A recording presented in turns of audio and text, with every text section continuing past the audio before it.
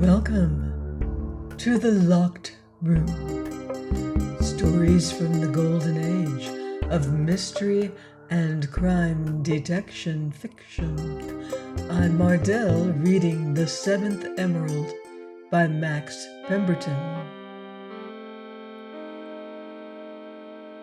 The man stood upon the Weir Bridge watching me. A conspicuous man with strange clothes for river work upon him, and a haunting activity which drove him from the loch to the inn and again from the inn to the loch with a crazy restlessness which was maddening. I had been for some hours whipping the mill stream which lies over against the loch house at Pangbourne, but meeting with no success amongst the chub, which on this particular July evening were aggravatingly indifferent even to the succulent frog, I had punted to the bushes in the open river, and there lit my pipe, and fell to speculation upon him who favored me with so close an attention. I have said that he was a conspicuous man, and to this I owed it that I had seen him. He wore the straw hat of Jesus College, Cambridge, and a velvet coat which shone brown and greasy in the falling sunlight, but his legs were encased in salmon-pink riding breeches, and he had brown boots reaching to his knees. Beyond this, he was singularly handsome, so far as I could judge with the river's breadth between us, and his hair was fair, with a ridiculous golden strain, quite unlooked for in one who has grown to manhood. Why he watched me so closely, I could not even conjecture, but the fact was not to be disputed. I had lain by the mill since the forenoon, and since the forenoon he had hugged to the Weir Bridge, or to the loch house, giving no attention to the score of small boats and launches which passed up or down to Goring or Mapledurham, or even to the many pretty women who bounced upon the cushions of punts or pair-oars.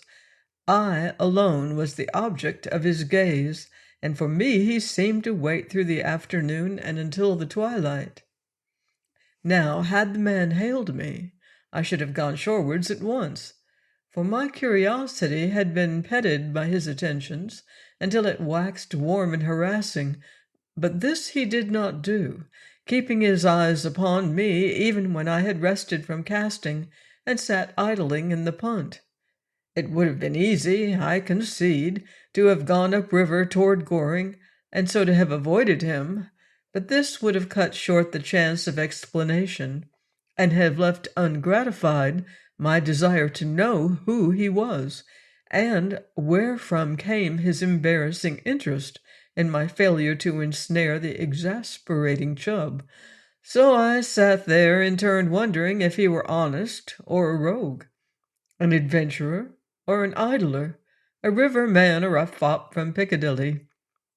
And as the problem was beyond me, I left it at last, and taking up my punt pole, I gave 3 or 4 vigorous thrusts, which sent me immediately to the landing stage of the Swan Inn and thence to my room.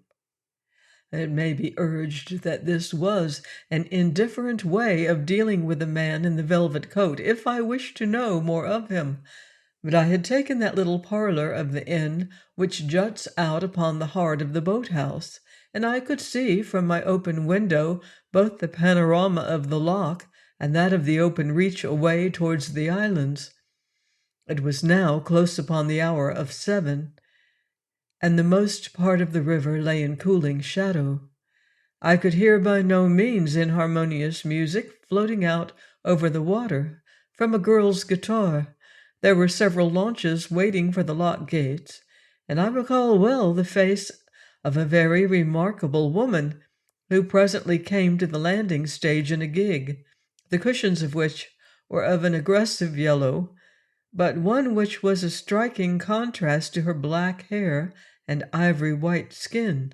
Quite apart, however, from her indisputable beauty, I had reason to watch this conspicuous oarswoman, for no sooner had she come to the landing stage than the man in the velvet coat went to her assistance, taking a number of bags and baskets from the boat, accompanied her up the village high street, and so carried her from my view. Here, then, thought I, is the end of my mystery. The man had been waiting for the return of his wife, when I, with a preposterous conceit, plumed myself that he had been looking to speak with me. What creatures of ideas we are! And when I reflected upon it, certainly it was monstrous absurd to think that one man should wish to watch another failing to catch fish through a long summer's afternoon. Indeed, I laughed heartily at myself as the maid set my dinner, and I put my creel and rod upon the piano. One puts everything upon the piano in a Thames village, before daring the very substantial, if rural, repast served to me. One dines upriver, as most people know, in semi-public state. Loafers, loiterers, fruit sellers, boatmen, all these congregate near the open window and discuss verbally the dishes which the diner discusses more substantially. Custom so stales us that this publicity in no way interferes with our pleasure. I have so long learned to tolerate the presence before my casement of oarsman, peddler, even the less welcome bargee, that these now are almost as salt to my appetite. And for the matter of that, on the evening of which I am writing, the crowd was less than usual, being composed of one vendor of fruit, 3 men in obviously Cheapside blazers, and an old woman who sold bootlaces and discussed the weather with me through the casement at one and the same time. She was such a merry old soul, and gave me so much of her history and that of her son, who was fighting for his queen and country in a place which she could not mind herself of, that I forgot the ridiculous romance of the velvet-coated man, and even his existence, until of a sudden he presented himself, no longer watching me upon the bridge, but standing at the casement, and asking to be admitted. "I'm most horribly sorry," said he, "to intrude upon you at your dinner, but my train leaves for town in 10 minutes, and I particularly want your opinion upon something which they tell me you know more about than any man in England." "By all means," said I, "but your estimate of my opinion is hopelessly flattering. It concerns jewels, I suppose." "Exactly," said he, "and I shall be under very large obligations to you if you will tell me whether 2 emeralds I have in my pocket are of any value, and if so, where would be the best place to dispose of them." He took a little paper box from his coat and laid it near to my plate. I saw that it was a box which had contained tabloids of nitroglycerin, a drug prescribed for diseases of the heart, and that it had been sold by a chemist of the name of Benjamin Wayne, whose shop was in the High Street at Reading. These things I observed with my intuitive habit of grasping detail, learnt in long contention with rogues, and then forgot them as the man opened a screw of tissue paper, and I beheld 2 of the finest emeralds I have seen during my career. The stones were perfectly matched, of a rich, velvety but brilliant color, and came, I did not doubt, after my first sight of them, from the upper Orinoco or from Colombia. Their weight I judged to be about 5 carats each, and I knew that if they were without a flaw, which very few emeralds are, they would be worth £1,500 at a very low estimate. All this passed through my mind like a flash, but with admiration of the gems, which brought covetousness in its path, there came at once the other thought: what is this man doing here with these stones, and how comes it that he can carry them and yet be unconscious of their value? But this I endeavored to conceal, and waited for him to speak. "Well," said he after a pause, "do you find much the matter with them?" "I should want my glass to see," said I with caution. "The light is failing, and my eyes are not as good as they were." "You mean a magnifying glass, I suppose?" said he, producing a lens from his pocket. "Well, I happen to have one." Why it was I cannot tell you, but this trifling circumstance I marked down in my mind as my first sound cause of suspicion against him.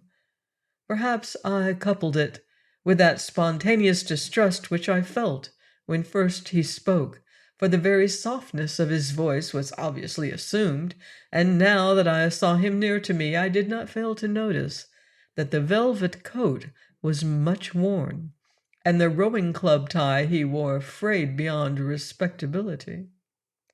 But I took his lens, and having examined the stones long and critically under it, I found them to be without flaw or blemish. Then I gave him my opinion. "They are fine stuff," said I. "Do you happen to know where they came from?" I looked him full in the face when I spoke, and observed a slight drawing of the lines above his mouth. When he answered me, I was sure that he had thought out a lie, and with effort. I believe they come from Salzburg," he stammered. "At least, I have heard so." "That could not possibly be," said I. "The worst emeralds we have are the best product of that mine. I fancy they're from Venezuela." "Ah, that's the place," said he. "I remember it now, but I've a wretched head for geography." While he said this, the train to London steamed out of the railway station, which is not a stone's throw from the inn, and he, forgetful of his tale to me, sat watching it unconcernedly. I had discovered him in a second lie, and I waited to entrap him to a third with the practised pleasure of a cross-examiner. "Do you sell these stones for yourself or as an agent?" I asked, assuming some authority as I felt sure of him. His hesitation in answering was merely momentary, but it was enough for my purpose. "For myself," said he, and then with clumsy maladroitness he added, "They were left to me by my father, and I have never had the heart to offer them to anyone. I'll tell you what, though, if you'll give me £1,000 for the pair, you shall keep them." "That's a long price," said I, "and if you don't mind the suggestion, my dinner's getting cold." I had spoken thus with the design of putting him off, but he was so undisguisedly an ill-bred man, and I saw that I could have bought the emeralds from him for £500. My hint, if such you could call it, fell upon deaf ears, and he, seeming not to hear it, continued to argle-bargle, but betraying himself in every word he said. "Come now," he cried, "you don't want to be hard upon me. Give me a cheque for 500 and send the balance to Brighton in a week if you find them as good as you think. That's a fair offer, isn't it?" "The offer is fair enough," said I, "but you forget that I did not come here to buy emeralds. I'm in Pemberton to catch chub, as you saw this afternoon." "I'm afraid I can't agree to that," he replied with a laugh. "I did not see you catch chub this afternoon. I saw you miss 3. "The bait was poor," I said meaningly. "Fish are as canny as men and don't take pretty things if they think there's a hook in them." This I gave him with such a stare that he rose up suddenly from his chair, and having made a bungling parcel of his jewels, went off by himself. He had to pass my window as he left the inn, and as he crossed the road, I called after him, saying, "You'll be losing your train to London." "Be damned to that," said he, and with such a salute he turned the angle of the road, and I lost sight of him.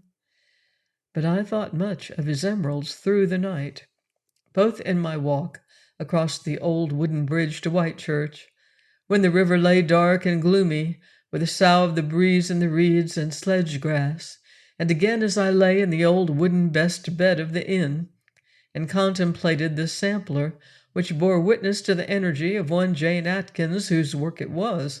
By what chance had the man found me out? Whence came his seedy clothes and his jewels? Who was the pretty woman who had gone up from the hoard with him? He had come by the stones fraudulently, of course. Had the case been different, he would have sent them to London to a house of substance, and there got his price for them. At one time I felt that it lay upon me to advise the police in Reading of the offer I had received. At another there came some regret for the stones, and at the manner of his departure. The season had been one of emeralds. I could have sold the pair he had for some profit, and as my greed told me, I could have bought them cheap. At the end of it, I fell asleep to dream that I rode to Maple Durham in an emerald boat, and that a man with emerald eyes steered me abominably. On the next day, quite early in the morning, I set out in a dog-cart for Reading, having a rendezvous with Beresbrook at the Kennet's mouth, whence we were to start for a day's sport upon that fish-breeding river. My drive took me by the old Bath road, turning to the left midway up the village street, but I had not gone very far upon the Reading road before I saw the handsome woman, the wife, as I assumed, of the velvet-coated man, now dressed with exceeding poorness, and carrying a heavy bag towards the biscuit town. At this point, the sun beat early upon the sandy way with a shimmer of white and misty light, which promised great heat of the forenoon. There was scarce a quiver of wind in the woods to the left of me, and I did not doubt that walking was a great labor. Yet when I reined in the cob and asked the woman if at least I might not carry her bag to Reading and leave it for her, she thanked me somewhat curtly, I thought, and evidently resented any notice of her difficulty.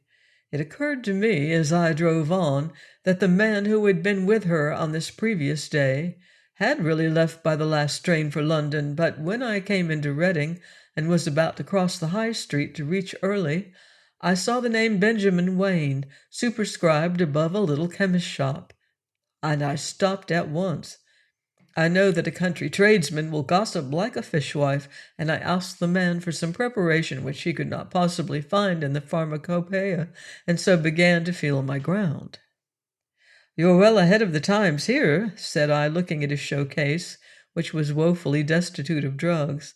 "I shouldn't have thought that you'd be asked for tabloids in a place like Reading." "Oh, but we are," said he readily. "It's a wonderfully advanced town, is Reading. You won't get much in Regent Street which is not here. I've lived in Reading all my life, and seen changes, sir. Indeed I have." "You know most of the people, then?" said I with a purpose. "Aye," said he, "I've born and buried a many, so to speak. Seen children grow to men and women, and men and women grow to children. You wouldn't think it, perhaps." "No," said I, "you don't show it. But your reputation, if I may say so, goes beyond this place. I was in Pangbourne yesterday, where a tall yellow-haired man was speaking of you. And who is he, I wonder?" "A tall, yellow-haired man!" he exclaimed, putting his finger in the center of his forehead as if in aid of memory. "I didn't know there was such in Reading. A tall, yellow... let me see now. You sold him some tabloids of nitroglycerin. Perhaps that will help his identification," said I. "Ah, now I know you're wrong," said he. "There's only one man within 5 miles of here who uses that stuff. He hasn't got yellow hair. He hasn't got any at all." "Who is he?" I asked with growing curiosity. "Why, old Jabez Ladd, the miser out at your park. He takes that stuff for his heart, sir. Wonderful weak heart he has, too. But he hasn't got yellow hair. No, I may say with conviction that he has no hair at all." I had learnt all I needed, for the mere mention of the name Jabez Ladd was sufficient for me. At the man's words, a whole freshet of ideas seemed to rush to my mind. I had known the miser for years as one of the hardest jewel buyers in the country. I had sold him thousands of pounds worth of stuff. I had heard the strangest traditions of his astounding meanness and self-denial. They even said that he forbade himself a candle after dusk, and that his fare was oatmeal and brown bread, while he lived in a house which would not have been a poor retreat for a millionaire. This I knew, but the words of the apothecary had made other things clear to me. One, that the yellow-haired man had got his emeralds in a box which must have come from Ladd's house, since he alone in the neighborhood took tabloids of nitroglycerin. Another, that the man's very shabbiness and obvious shuffling pointed very strongly to the conclusion that he should be watched. Of these things was I sure as I met Beresbrook, and I turned them over in my mind often during the moderate sport of the forenoon and after. Not that I had any troublesome friendship for Lad, who was no sort of man to think about, yet I could not forget that he was a buyer, and it seemed both wise and likely to be profitable to warn him. Possibly I had reared a fine superstructure of suspicion upon a mere flimsy basis of prejudice. But in any case I could do no harm, I thought, and might even sell the old scoundrel a parcel of jewels in the attempt. His house, as I knew then, lay over by the hills of Caversham, and I remembered that I could take it by a circuitous route, which would bring me to Pangbourne after I had passed through Mapledurham and Whitchurch. In the end I resolved at least to see the old man, and when I had dined at a ridiculously early hour with Beresbroke, I crossed the river by the White Bridge, and in 30 minutes I was at the gate of your hall. I am no archaeologist, and have an exceedingly poor eye for a building, but my first impression of this hall was a pleasing one. It is true that the wooden gate of the drive was broken down, and the garden land beyond it nothing but a tangle of swaying grass, thistle, and undergrowth, preparing one for poorer things to come. But the house itself was a massive and even a grand attempt at a towered and battlemented structure built in stout stone with Norman windows, and the pretence of a keep, which gave strength to its air of antiquity. When I came near to it, I saw that many of the gargoyles had fallen from the roof of the left wing, which seemed to be unfinished, and the parapet was broken away and decaying above the porch, while, and this was even more singular, there did not seem to be a single curtain to the house. It was now upon the hour of 7, and a glimmer of sunlight shining redly upon the latticed casements lit up the facade with a greater brilliance than one looks to see out of Italy. There were rooks circling and cawing in the great elms by the moat which ran round 3 sides of the house. I could hear the baying of a hound in the courtyard by the stables, but of man or woman I saw nothing, though I rang the great bell thrice, and birds fled from the eaves at the clatter, and the rabbits that had sported by the thicket disappeared in the warren. Some minutes after the 3rd ring, and when I was preparing to drive off and leave Jabez Lad to his own affairs, the stable door opened and a girl came out, dressed, it seemed to me, curiously in a smart white frock, but with untidy hair, though much of it, and an exceedingly pretty face, which had been the prettier for a little scouring. The creature had great dark eyes, like a grisette of Bordeaux, and when she saw me stood swaying upon her feet and laughing as she bitted her apron strings, as though my advent was an exceedingly humorous thing. Then she said, "Is it Mr. Ladd you're wanting?" I told her that it was. "You'll not be a county man?" she asked. "I'm from London," said I, "and my name is Bernard Sutton. Tell Mr. Ladd I'll not keep him 5 minutes." "There's no need," said she, simpering again. "He's been abed since the milk." "In bed?" cried I, amazed. "Yes," said she, "it's over late for company, but if you'll write something I'll run up with it. The housekeeper's away sick." She seemed to think that all this was a good joke, and wondered, I doubt not, that I did not simper at her again.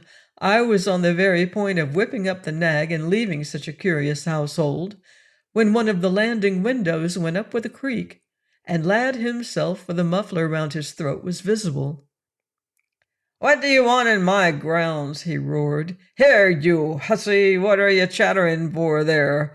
Thought I was asleep, did you? Ha!" "Good evening, Mr. Ladd," said I quietly.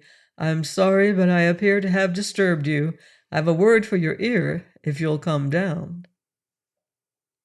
"Hello!" cried he in his cracked and piercing voice. "Why, it's you, is it? Egad, I thought you were the butcher. Now, what's your business? I'm biting in bed, as you can see." "I can't shout," said I, "and my business is private." "Won't it wait?" he snarled. "You haven't come to sell me anything." "I don't sell stuff in the street," said I. "Come down and I'll talk to you, but if you don't want to hear, well, go to bed." His curiosity got the better of him at this point, and he snapped out the words, "I'm coming down," and then disappeared from the window. But he had no intention of opening the front door, as I found presently, when of a sudden he appeared at a casement upon the ground floor and resumed the conversation. "You're not asking after my health," said he, "but I'll let you know that I'm eat up with cold.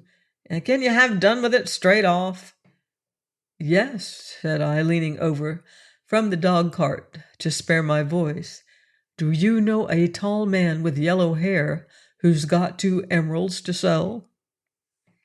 At these words his face whitened in the sunlight, and he opened his great mouth as though to speak, but no sound came.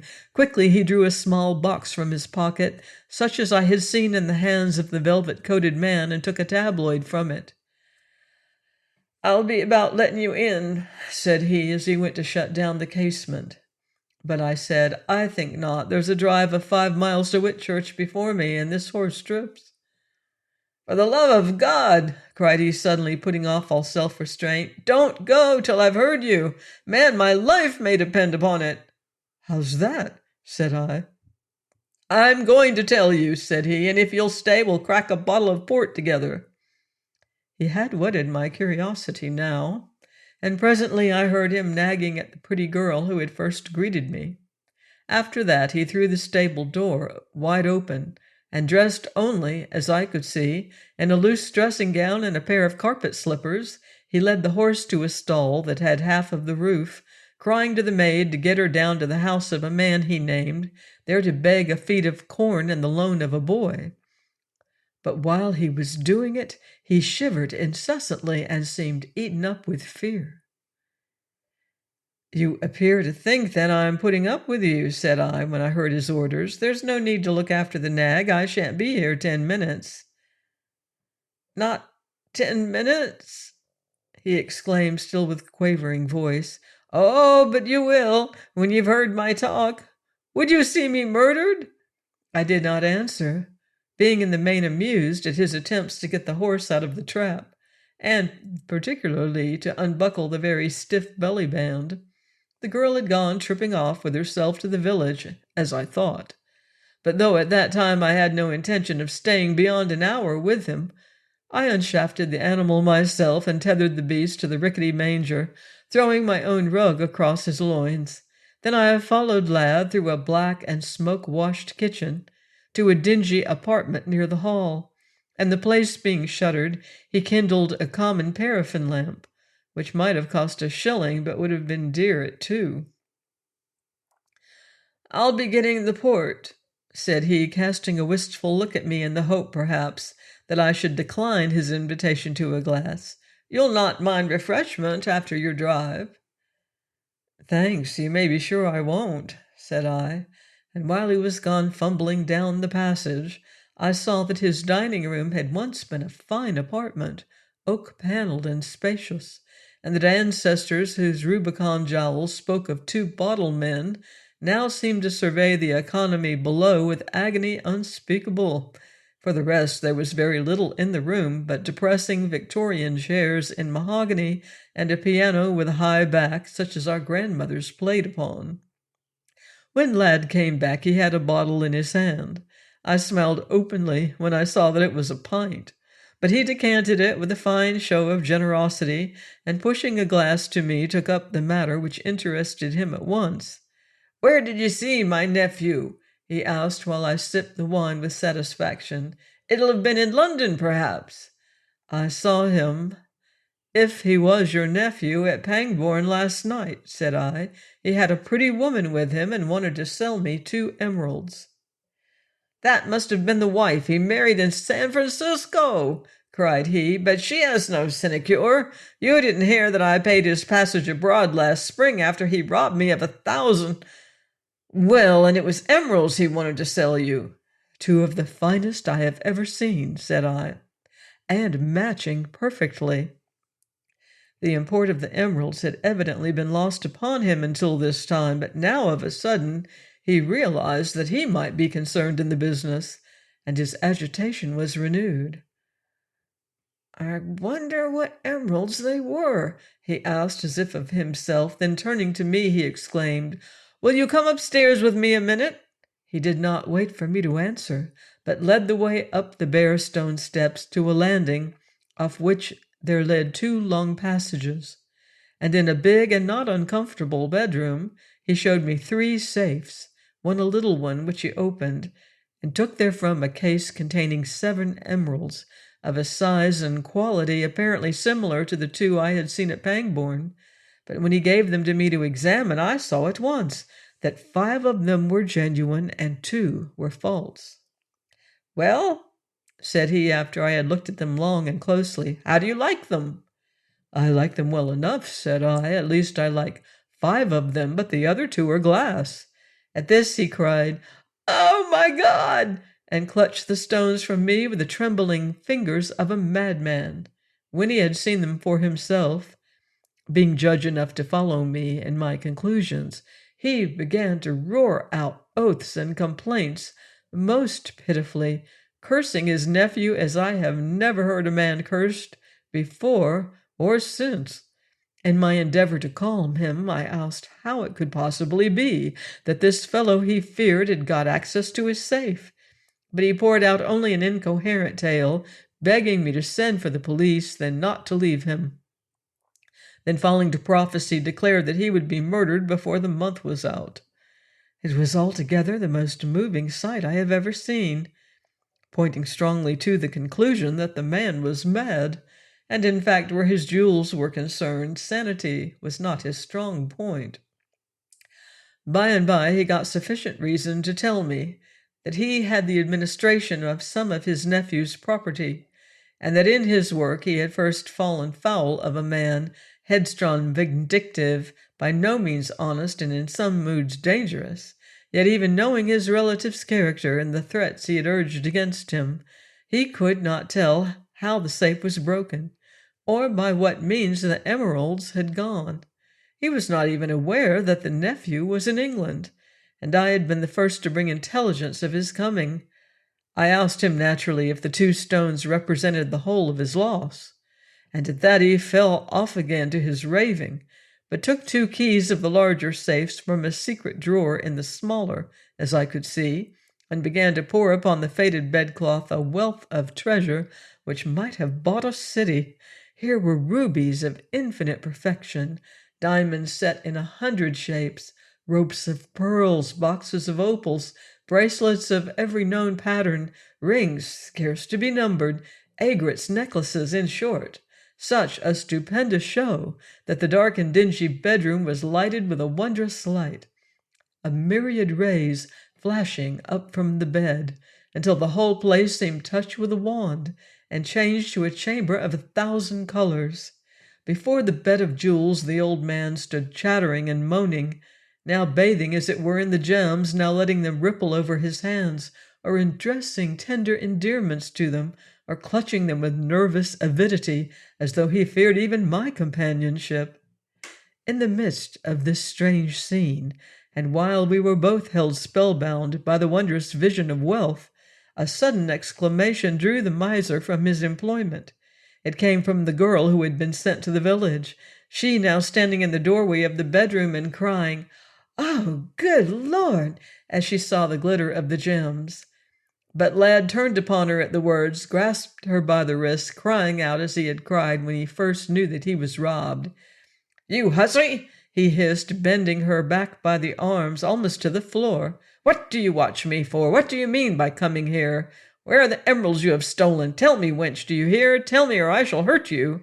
He held her in so firm a grasp I feared she would suffocate, and went to pull him off, at which action he turned to cry out against me, but the anger had played upon him, so that he fainted suddenly across all the bed and amongst the jewels.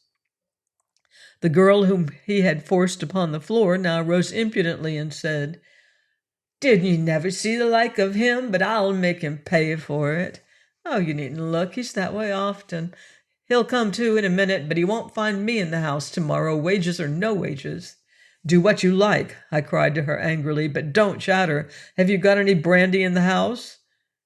"Brandy? And for him?" said she, arranging her dress which he had torn.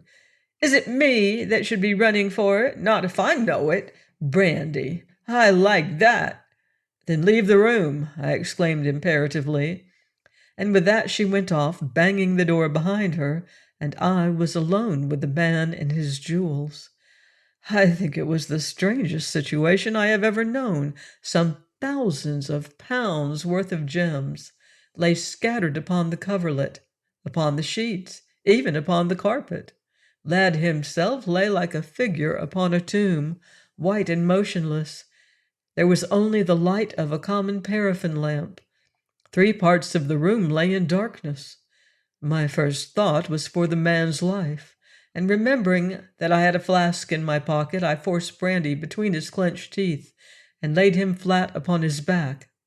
In a few moments there was a perceptible, though very quick, beat of his pulse, and after that, when he had taken more of the spirit, he opened his eyes and endeavored to raise himself, but I forbade him roughly, and gathering up his gems, I bundled them into the greater safe and turned the key upon them.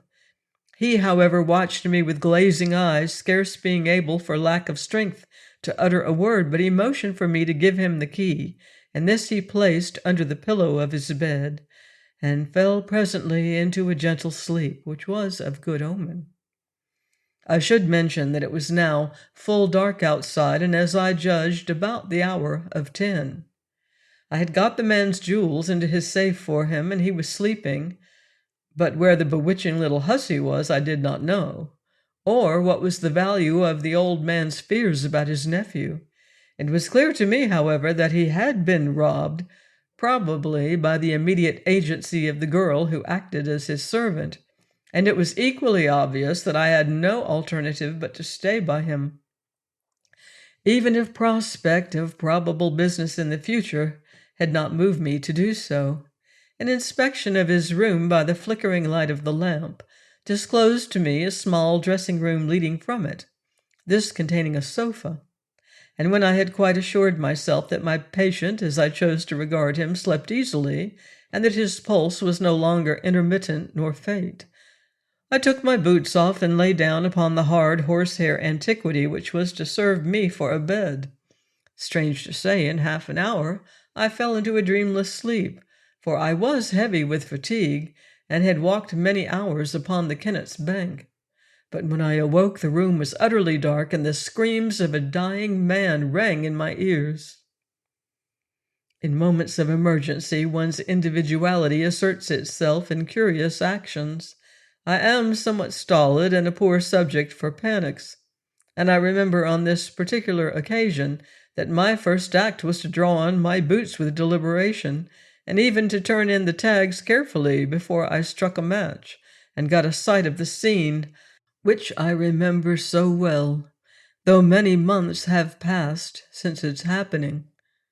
When I had light, I found Lad standing by the door of his large safe, which was open, but there was a deep crimson stain upon his shirt, and he no longer had the voice to scream. In fact, he was dying then, and presently he fell prone with a deep gasp, and I knew that he was dead. In the same instant, a black shadow, as of a man, passed between me and the flicker of light, and as the match went out, the door of the chamber swung upon its hinges, and the assassin passed from the room. Now Lad had scarce fallen before I was in the dark passage, listening with great tension of ear for the sound of the hiding man's footstep. But the place was as still as the grave. And then there came upon me the horrid thought that the fellow lurked with me about the room's door, and presently would serve me as he had served the other.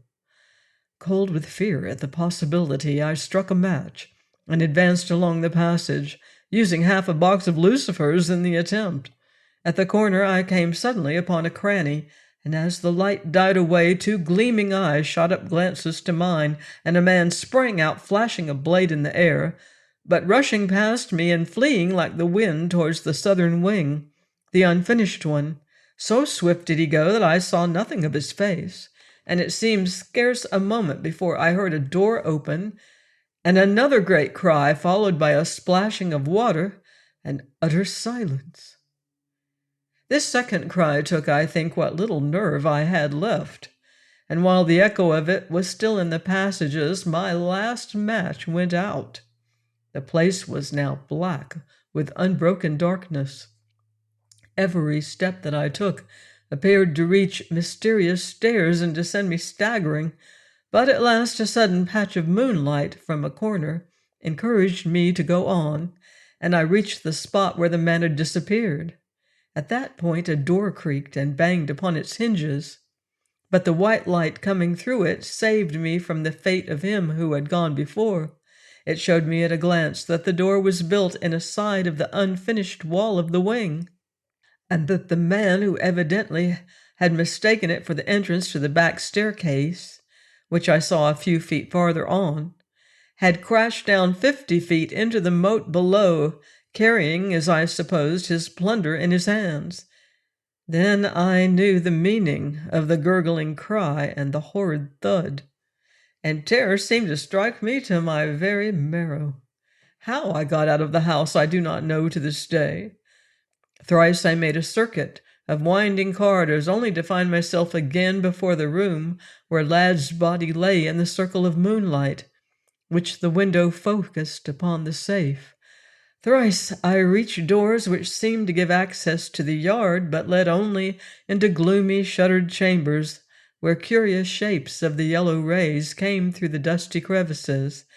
At last, however, I reached the frowsy kitchen and the yard, and stood a minute to breathe the chill night air, and to think what was to be done, whither first to go, to whom to appeal. The whine of a voice from the stable seemed to answer me. I entered the roofless shanty, and there found the dark-eyed girl sitting upon a rotting garden roller and quivering in every limb. She too was dressed, ready to accompany the man who then lay in the moat, I did not doubt. But at the first sight of me she started up with blanched face, and clinging to me she cried, "Take me away! Oh, my God, take me away from it!" And rather incoherently she muttered that she was innocent, and protested it in a score of phrases. I saw a flush of dawn light upon her babyish face as she spoke, but it occurred to me when I was putting the horse to the dog-cart that she was unmistakably pretty, and that her customary occupation was not that of a housemaid. But I only said to her, "Keep everything you have to say for the police. I'm going to fetch them." And with that I drove off, and the last I saw of my lady showed her as she sat moaning on the straw, her hair tumbled upon her shoulders, and her face buried in her hands. The trial of this woman, and her acquittal by the jury, are well remembered in Caversham, nor is the mystery of Jabez Lad's jewels and their disappearance by any means an infrequent topic for alehouses. What became of the precious stones which Arthur Vernon Ladd, the old man's nephew, took from the safe on the night he murdered his uncle? One man alone knows, and that is myself. The people of the town will tell you that the moat was dragged and drained with no result. I myself saw the body of the murderer, the velvet-coated man of Pangbourne, but although at least a couple of £1,000 worth of jewels were missing from the safe, there was not one of them about him, or to be found upon the concrete bottom of the moat, into which he had dropped with the blood of Ladd fresh upon his hands. In vain the police searched the girl. Her name was Rachel Peters, she said, and her boxes equally in vain. The old house was ransacked from top to bottom. The thing was a black mystery. It was gossip not only for inns and beer houses, but for the county. The report of it spread even to America, and to this moment it has remained unsolved. The jewels being undiscoverable, and Ladd having been murdered to my knowledge by his nephew, the girl Rachel Peters was, as I have said, discharged. She returned to the old house for her boxes, and immediately disappeared from the knowledge of the county. 10 months later I saw her dancing on the stage of an opera house in Florida, and she was wearing 5 of the 7 emeralds which Ladd had lost. The spectacle seemed so amazing to me that I sought her out between the acts, and found her as full of chic and verve as a Parisian soubrette. nor did she disguise anything from me, telling me everything over a cigarette with relish and a sparkle which was astounding to see. Yes, said she, but I give her story in plain words, for her way of telling it is not to be written down. I'd known Vernon Ladd for years. I doubt if there was a worse man in Europe, but I was frightened of him, and I entered old Ladd's service at his wish to help him steal the jewels. We got at the emeralds first because they were in the small safe, but we didn't know where the keys of the other safe were, and we put 2 sham emeralds in the case to keep the old boy quiet while we worked. That night you came to the house, Vernon Ladd was already inside, concealed behind the old man's bed, and he watched you open the great safe and spread the jewels. The mischief of it was that Ladd woke up 5 minutes too soon and caught the boy by the throat. You know what he got for that, for you saw it, and you know how Vernon mistook the door and went down in a hurry. Well, when you'd gone for the police, I ran round to the back of the house. What should I see but the bag of jewels stuck on a ledge just under the landing window? He dropped them as he fell, and there they were, lying so plain one could have seen them a mile off. I just ran up and reached them with my arm, but when I was in the stable again and thinking of hiding them, I heard you driving up the road, and I slipped the bag in the first thing handy. It was your own fishing creel. No, you never found them, did you? Just because they were hanging up there plain for everyone to see. When the judge discharged me at the court, I went again to the house to get my box, never thinking to see the stones, but you'd gone away without the creel. And it was the first thing I touched lying in the straw of the stable. You may be sure it didn't lie there long. I'd saved up enough money for a passage to the States, and when I got here I started as an actress, as I was before, and I sold the things one by one. These emeralds are all that's left, and if you're a brick, you'll buy them." This was her story. She was a clever woman, and having been discharged on the accusation of robbing the dead miser Ladd, could not be sent to her trial again. Her invitation for me to buy the emeralds was tempting. I had already purchased 2 from the unhappy lady of Pangbourne, who was married to the velvet-coated Vernon Ladd, and is now living in seclusion in Devonshire. The other 5 would have made the set of great value. Ladd had no heirs. It was altogether a nice point. I debated it. Join me next time for more murderous mayhem here on The Locked Room. In the meantime, beware of footsteps in the dark.